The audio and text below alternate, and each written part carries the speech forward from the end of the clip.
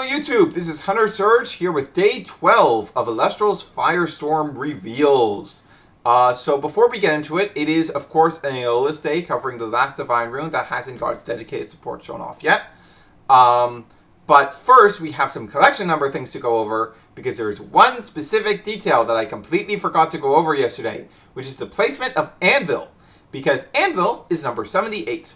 Torch of Hestia is number 76. That means number 77, following all previous rules, should be a fire artifact rune, which could give a lot more options to the Hephaestus deck. What I'd like it to be the most is I really want an artifact rune that covers that has a double function, like I talked about yesterday. Like an artifact rune that when you cast it, you get to search your deck for a what cost fire Elestral, or like a champion specifically. Or, alternatively, an artifact rune that also functions as a counter rune. An artifact rune that goes, you can pop it when your opponent's Elestral attacks to change the position of that Elestral. Something like that. One of those two things would open up a lot more space in the Hephaestus deck, because it would allow it to go down on the number of Elestrals or counter runes that it is running, and still reach the needed count to be a functional archetype, to be a functional deck. So I'd really like to see one of those in that fire artifact rune slot, but like there's a lot of stuff a fire artifact rune could be and be really good for the Hephaestus deck. So I'm really excited to see what that'll be. But today we have Aeolus. So first we have Titanostock, Champion of Aeolus. This is in Earth. It's in the Earth section. Rip Earth. Let's talk collection numbers real quick on this card. So this is number 11.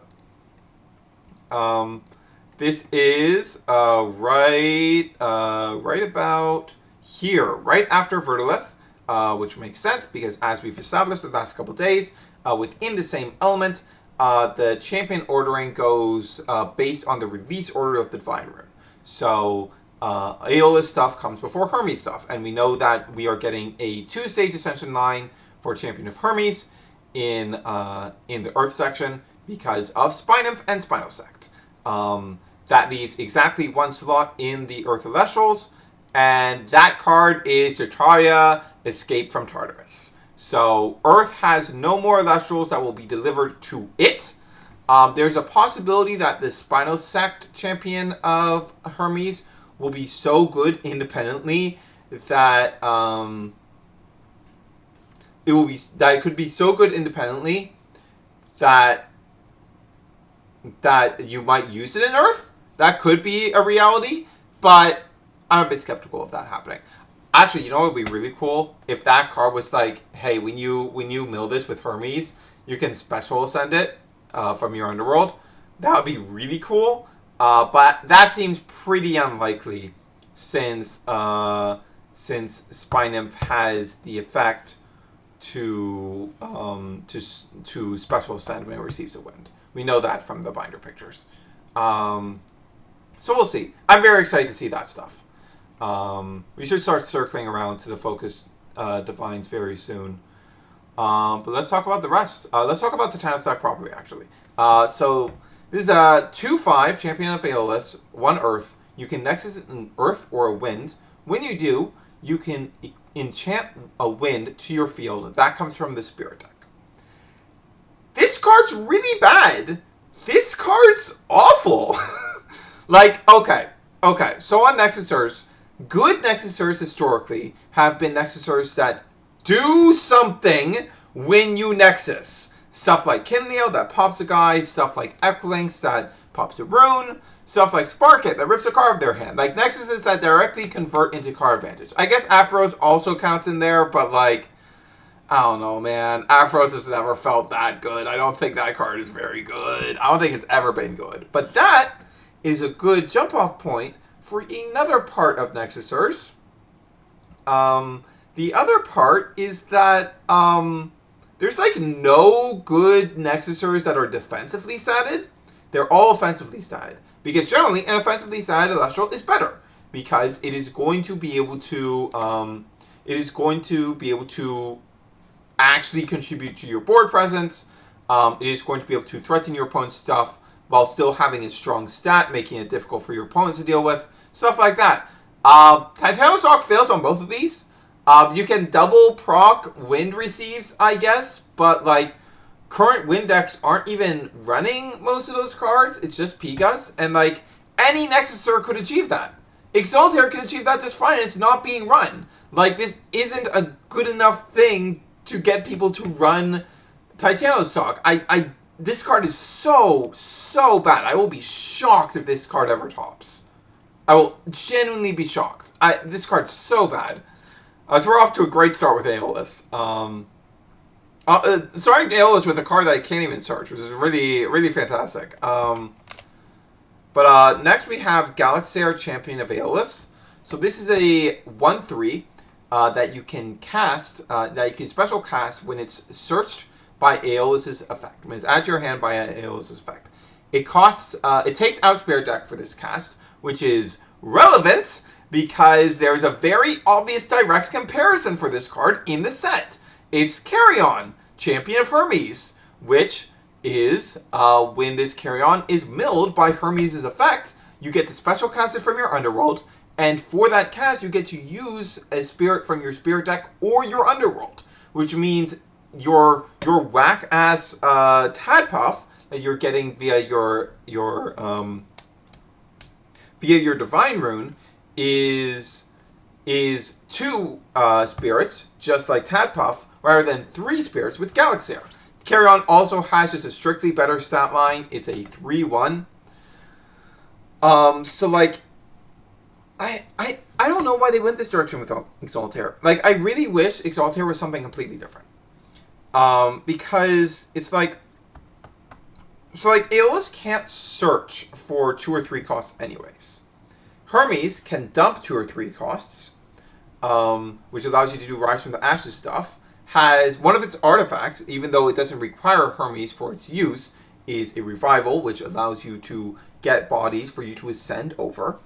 And we know from what was teased during the last Hermes video that there will be another card that can revive wind cards. What I'm imagining that's going to be is like Hermes' Trickery is just going to be like, requires Hermes on the field, and you get to use, and you get a Rise from the Depths. Like, that's what I'm expecting that card to be.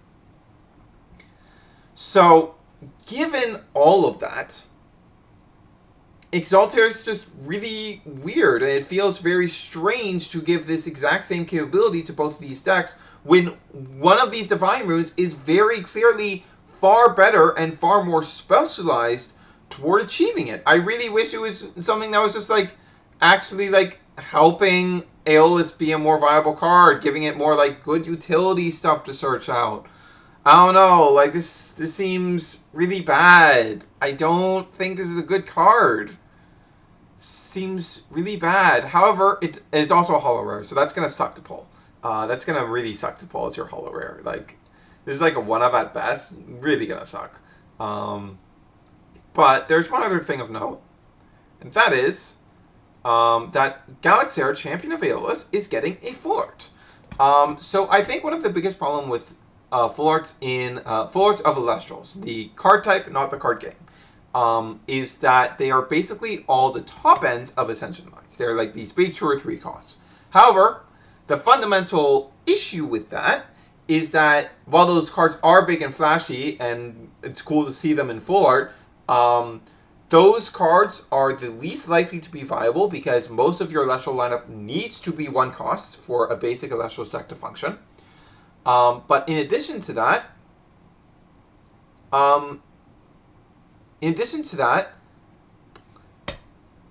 they're 1-ofs. They're typically 1-ofs. Like, outside of like Blizzstrix and Rhinosec specifically, those cards tend to only be run at 1 copy. Which means there's a lot less room for you to like fully bling out your deck. Now, Galaxair, Champion of Aeolus is like not a good card, and if you run like 1 copy of it. So it doesn't really buck that trend, but seeing a 1-cost Elestral get a full art, I know there have been some in the past, like Infurix, for example, but like I really hope we see more 1-cost full arts, because I would really like, because that's like, that's the place where I want to bling out my deck the most. That's where I'm going to get the most reuse out of full arts. Like, I really want to see more full art 1 costs. Really would like to see more of that. All right. Then we have Sorlet. This card is unfortunate, man. Sorlet, Champion of Aeolus. This is a 4/3 1 wind. When this Sorlet destroys an Elestral in battle, you can search your deck for an Aeolus or a Champion of Aeolus and add it to your hand.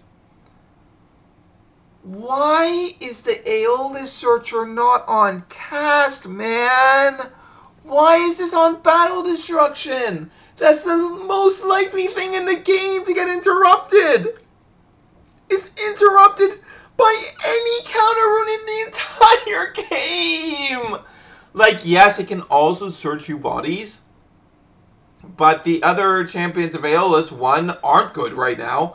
2, that's not a replacement for reliability. 3, why is the Elestral that needs to destroy something by battle to do the search a 4 attacker instead of a 5 attacker, especially given that original Sorlet was a 5 attacker? This card sucks. I really hope something like this doesn't happen with Poseidon, but I have a hunch as to why this ended up happening with the Aeolus stuff. That we'll talk about a bit after we go over the last card. So we have one last card. We have a Chrysor, Champion of Aeolus. This is a 7/3 2 wind. This Chrysor in your hand can special ascend from your Sorlet with wind during your battle phase if that Sorlet destroyed an Elestral in battle this turn. This card's pretty neat. It's also getting a Serialized Stellar. Where is it? Here it is. A Serialized Stellar for this Chrysor. This is very easily the best card in the batch because this card just works with original Sorlet, so you can just run, like, original Sorlet still gets played, especially in win decks like the Falcane that won the last premiere. So it's like something you could potentially run in a deck that you're running Sorlet and go, okay, when I swing over your guy, I send it to Chrysor, but like you have no way to search the Chrysor, so it's still kind of really weird because you just need to draw into it. It's really not great. That's not really where you want to be. This is it's still not very good. It's probably the best card in the batch, but it's still not very good. But why did this happen? Well, I have a theory. My theory is such. So, Aeolus being a bad Divine Rune that costs too much is something that was still being figured out during Daybreak format. As I recall, it wasn't until like late Daybreak format that started becoming like the common knowledge that Aeolus just costed too much and it just wasn't worth it. Mid-Daybreak, we still had like a bunch of like Windbox tops using Aeolus. Like that was still a thing that was happening mid-Daybreak. During Daybreak is when this set was being developed. It went to print, or tested more likely. It was probably already completely written out on its initial drafts by the end of Frostfall. But it had to go to print in December. Which is around that time is when Aeolus Bad started becoming the really common knowledge. So as a result, this set would have been developed and tested when the predominant thought was that Aeolus was inherently good, and thus we don't need to give Aeolus particularly good stuff to shore up any flaws it might have, like we did with Hephaestus. Or Apollo, who despite not being focused Divines of this set, still had extremely targeted support at addressing the issues they very clearly had. Yeah, like, that's probably what happened here. That's most likely what happened here. It was just too late to really be doing anything. To really do anything about that preconception that Aeolus was inherently good. It also makes sense that Artemis wouldn't get that sort of targeted support here, despite Artemis having not done a single thing in Moonrise format, because obviously the entirety of Moonrise format happened after the development cycle of Firestorm. So, yeah. Yeah, this support sucks. Let's talk collection numbers. I don't think there's anything interesting to talk about there, most likely, but let's just go over it real quick. So, Chrysor is 46. I imagine Galaxair and Sorlet are 44 and 45. 45 for Sorlet, and 47. Okay. Right. It's after. Yeah. It's a one stage. Yep. So, yeah, these are three. Yeah. These are the... Sorry. These are just the 3 slots before carry on, as we thought, which means Thunder gets a total of 8 slots. 2 of these are the remaining champions. 1 of these will be Spark It, and then the 2 others can be whatever. Now, I do think one thing is very notable. There weren't any runes in this video. So we had 2 runes shown to us for the Hephaestus support. And this had a very similar amount of Elestrals, like 4 Elestrals versus 3 Elestrals, very similar. This had less cards being revealed overall, despite the fact that the video title... Oh, no, I don't think it says 5. Yeah. The little annoying thing that the reveals videos sometimes do is that they go, this X number of new cards, but one of the cards is actually a seller of a card that's otherwise being revealed. But regardless... because they did not show a single rune in here, I suspect that there are not any Aeolus targeted runes. Now, given Hephaestus, I think it's pretty safe to assume that not all of the runes are going to be targeted at Hermes. So, what other archetype could Wynn be getting in here that's getting like some major support that could get some targeted rune support? Well, I think the obvious one is Flammoth. We know that we're getting the new Flammoth line in Wind, so it would make a lot of sense if there's some runes there to go along with that. Maybe including a titled Forloid Force. Like, it would make a lot of sense for there to be a titled Forloid Force for that deck, because several cards in that Ascension line interact with Forloid Force. So that would be cool. That would be really neat to see. I would really like to see that. But for Aeolus, sorry, buddy. Better luck next time. Now, let's see if we can find the hint. They've been doing these little silhouette Elestrals at the end of these videos, hinting what's coming in the next video. Was there not one this time? I thought someone said something about Titano Strike. I believe I saw that in the Discord.